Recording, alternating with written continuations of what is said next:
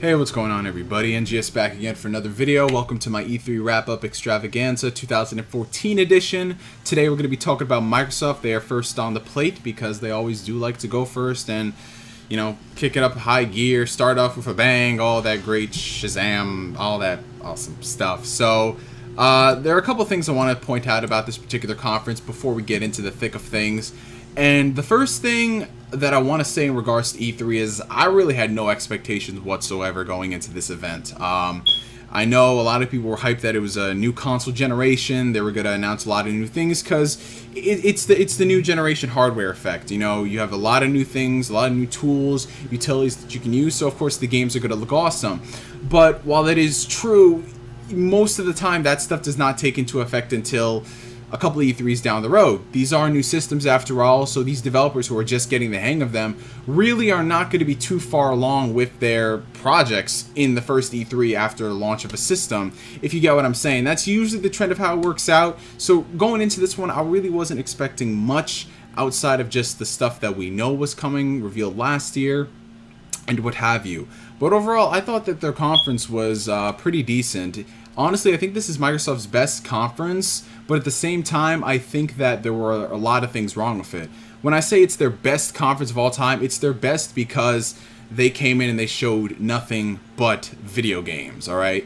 It was literally nothing but that. There was no TV, there were no sports partnerships, there was no Connect, there was nothing that really everybody had a problem with in the past couple of E3s, all the corporate mumbo jumbo, all the sales figures, all the stuff about the cloud, a lot of things that you really expected them to talk about, they just didn't. And I know we've said that in years prior that they have focused less and less on this stuff, but seriously, in this conference, it was literally Phil Spencer gets on stage, for the first 5-10 seconds they talk about what they're going to do, and that's it. They just go straight into game after game after game after game after game. And personally, from a gamer's aspect, I thought that was great.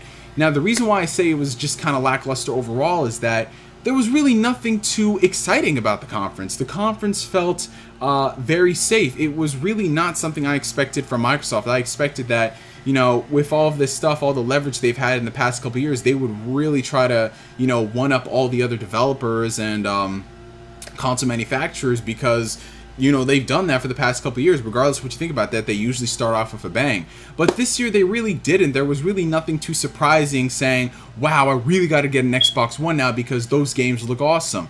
This conference boils down to really nothing but multiplats and exclusives that we've seen before. That's basically what it is. I'm not going to go through the list of all the multiplat games that they've shown, but they're just that, multi-platform games. It doesn't take away from the quality of the games. They are going to be good games, but it just really had no impact for me. I mean, it was really stuff that we've either already seen before, we already know about, or they're just going to be better on other systems, if you get what I'm saying. Especially with all the stuff that you've been hearing, the resolution gate scandal, these systems can't do 1080p, 60 frames per second, all that stuff.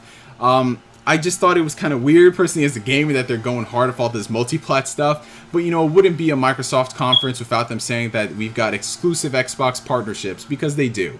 They have a lot of day one DLC. They have a lot of, you know, DLC partnerships where they're going to get all the packs first, you know, like they would do. So, if you are a gamer who likes multi-platform titles, and if DLC is really going to be the thing that sways you into getting it on one platform or another, then you'll be happy to know that the DLC is coming for Xbox first for a variety of games. So, good on that, I guess.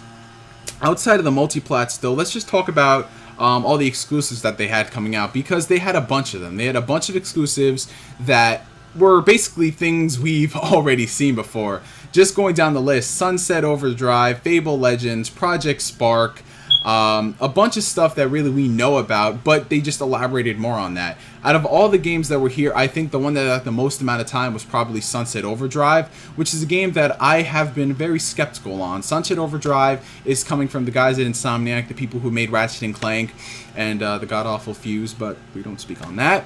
And it looks great. I really did love the start of the trailer, because when it starts out, you don't expect it to be what it is. You really have to watch the trailer to understand what I'm talking about, but it's just a complete slap in the face to everything that people have been talking about this generation of gaming. So I thought that that was pretty funny and hilarious. And the gameplay, while it does look kind of iffy, I just love the entire design of it. I love the atmosphere. I love the color palette that they're using. And it was something I said in my last year's video on Sunset Overdrive. A lot of the games nowadays that Microsoft is focusing on is not what they've done before. They're definitely trying to appeal towards a different demographic. They're definitely going for more of a stylized approach in terms of game design. Maybe that's just all a coincidence that the developers are just happy to choose similar designs or not, but I really do like that they are going forward with this.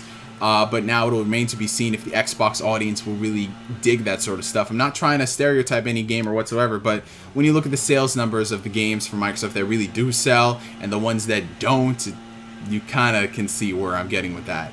But nonetheless, Sunset Overdrive does look like an interesting game just based on its design alone, but it remains to be seen like how fun the gameplay will be. And considering the fact that Yuri Lowenthal's voicing the main character, that's really not going to be an incentive for me to really get out there and play it. But other than that, we've got Fable Legends. I'm not a fan of the Fable franchise, so I can't say whatsoever if this game is going to be good or not. Personally, to me, other than that, we've got more information on Project Spark, which, hey, Project Spark, if you like the whole idea of build games inside games and all that stuff, it looks good. You've got a new title, Ori and the Blind Forest, which kind of looks like a sequel to Limbo. So there's that. You've, of course, got Inside.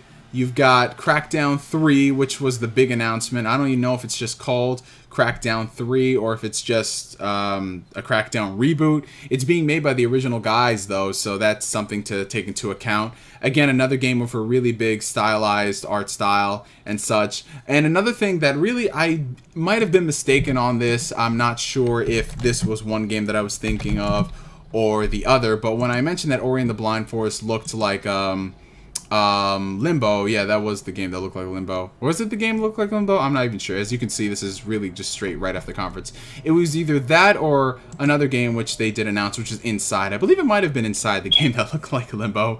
Regardless, you can see how freaking professional this one is. And then from there, you've got two actual big announcements. You've got Phantom Dust and Scalebound. Phantom Dust is a game that was originally back in the days of the OG Xbox, and really there's nothing for me to be excited about in this game. And another one is Scalebound. Scalebound is coming from the awesome guys at Platinum Games. So whatever happened to that Nintendo love and partnership is something that conspiracy theorists will have a field day with. And then they end off the conference talking about Halo, and basically with Halo, they had two major announcements. Number one is that the Halo Master Chief Collection, which has been rumored for the past couple of weeks, I think literally everything that was in that collection that everybody rumored turned out to be legit, even down to the T. One thing, though, that was really awesome about the collection is that Halo 2 HD will be coming with the original Halo 2 multiplayer. They're not going to be doing something different like adding on the Reach multiplayer engine, what to have you. It's going to be legitimately the Halo 2 multiplayer. So for fans of Halo, I could see that being a main thing. And then Halo 5, the beta, will be included with that game. So overall, I mean, they've got exclusives on there, and they are good exclusives just from what I'm seeing, but really there's nothing that's like a bombshell, nothing like, whoa man, we got to get an Xbox One for these games, you know. Everything else that was there from the multiplats, like I said, you can get them on other systems, but the one major thing that really this entire E3, just from the first two conferences that I'm really getting, is that, you know, these games are not ready. They're not ready for prime time. I think that literally they're announcing these games when literally a pre-work is done on them, because you notice a lot of CGI trailers used in favor of actual in-game footage, and you notice a lot of just concept art trailers and such. So I really do think these games are very, very, very early on in development. I think a lot of them probably won't have a release date till the end of 2015, maybe early 2016, which is good. I mean, it shows they're not rushing the games. They're giving you guys a glimpse of the future, but then again, on the other hand, you're a gamer. You want to have a reason to buy the system right now. You know, you want to buy a system right now. So what incentive is there? I'm really not seeing too much on this, and like I said, it's the early console life syndrome, so of course people are going to be feeling buyer's remorse. People are going to be feeling like, is this system worth it? So, again, other than that, Microsoft's conference overall, it was decent. I think it was their best conference in terms of focusing on the gamer, not focusing on corporate, BS, partnerships, Mountain Dew, Doritos galore. But if you're looking at it like simply from that gamer point of view and you're seeing the bunch of stuff that they're announcing, there's really nothing to get overall excited on. It's more of like a safe conference than anything else. It's safe. Like, you're gonna buy the system, like I said with the Wii U, you're gonna buy the system, and then there are gonna be games to play. There's gonna be no major like, OMG, I want to get this game, it's gonna be freaking awesome.